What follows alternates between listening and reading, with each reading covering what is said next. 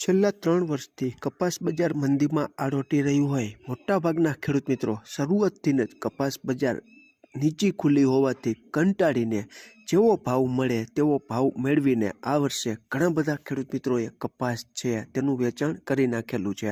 આ વર્ષે તો કપાસના પાકમાં અનેક જોખમો છે તે જોવા મળેલા છે, જેમાં ગુજરાત રાજ્યની વાત કરીએ તો કમોસમી વરસાદ પડ્યો, તેને લીધે કપાસની ગુણવત્તા એટલી હદે ડાઉન થઈ ગઈ કે અત્યારે આપણે જોઈ રહ્યા છીએ કે સારામાં સારો કપાસ 1300 રૂપિયાથી 1550 સુધી કપાસની ગુણવત્તા મુજબ અત્યારે ભાવો મળી રહ્યા છે। એટલે આ વર્ષે બેવડો માર છે। એક તો કપાસમાં ખેતી ખર્ચ વધી ગયો અને બીજું કે કમોસમી વરસાદને લીધે કપાસના ઉતારા તો ઘટ્યા જ, સાથે સાથે બજાર ભાવ પણ નબળી ગુણવત્તાવાળા કપાસને કારણે ઘટ્યા અને કપાસની આવકોમાં અત્યારે જે વધારો જોવા મળે છે તેમાં ખાસ કરીને નબળી ગુણવત્તાવાળો કપાસ સાચવી શકાય તેમ નથી। ખેડૂત મિત્રોને કપાસ કાઢીને શિયાળુ વાવેતર કરવાના હોવાથી, પૈસાની જરૂરિયાત હોવાથી અને જગ્યાનો અભાવ હોવાથી, કારણ કે અત્યારે નબળો કપાસ ભેજવાળો એટલો બધો છે કે જેને આપણે સ્ટોક કરવો હોય, સંગ્રહ કરવો હોય તો ભેજ ઉડાડવા માટે ફળિયામાં પાથરવો જોવે છે। એટલે આવી બધી જગ્યાઓના અભાવને લીધે પણ ખેડૂત મિત્રો જે ભાવ મળે તે ભાવ મેળવીને કપાસ વેચવા માટે મજબૂર થઈ રહ્યા છે। ગયા વર્ષે ખેડૂત મિત્રો શું હતું કે નીચી બજાર હોવાથી બે વર્ષના કપાસ ખેડૂત મિત્રોએ ભેગા કરેલા હતા કે સારો ભાવ મને મળે, છતાં પણ નીચી બજારમાં જ 2 વર્ષનો કપાસ સાચવનારા ખેડૂત મિત્રોને પણ નીચા ભાવમાં કપાસ વેચવાની મજબૂરી પડી હતી, કારણ કે બજાર વધી નહોતી।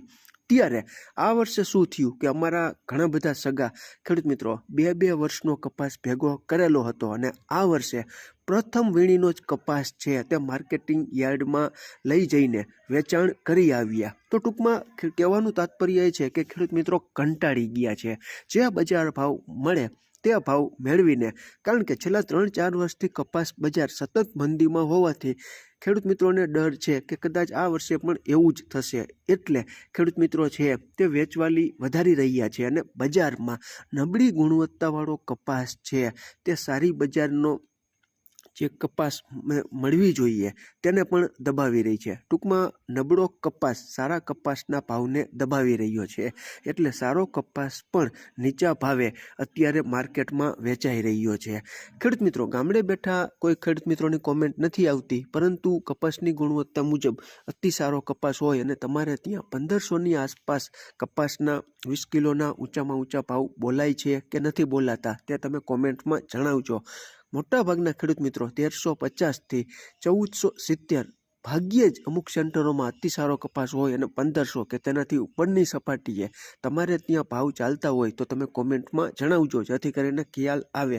ખેડૂત મિત્રો આ વર્ષે કપાસિયા ખોળ અને મકાઈનો જે ખોળ હતો તેમાં થોડી ઘણી હરીફાઈ છે તે હતી, પરંતુ અત્યારે આ જોખમ નથી।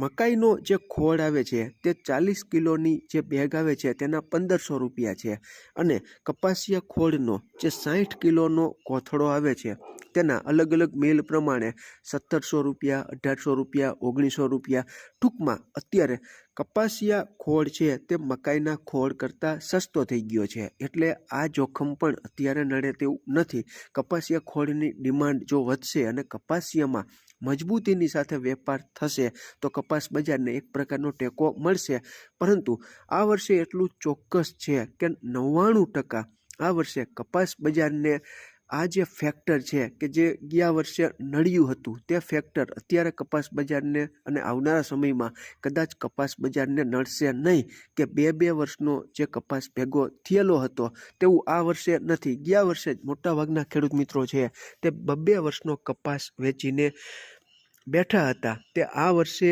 ગયા વર્ષનો કપાસ ભાગ્યે જ કોઈ સેન્ટરમાં હોય તો હોય, બાકી ક્યાંય જોવા નથી મળતો અને આ વર્ષનો તો બગડેલો કપાસ શરૂઆતથી જ માર્કેટમાં ઠલવાઈ રહ્યો છે।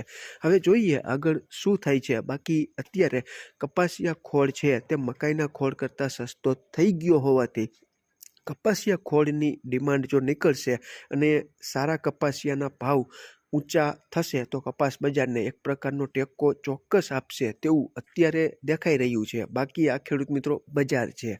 ખેડૂત મિત્રો, આ સંપૂર્ણ માહિતી મારા પોતાના અનુભવ આધારિત હતી. અમારી આ જ માહિતી પ્રમાણે તમારે ચાલવું કે ન ચાલવું તેનું કોઈ દબાણ નથી.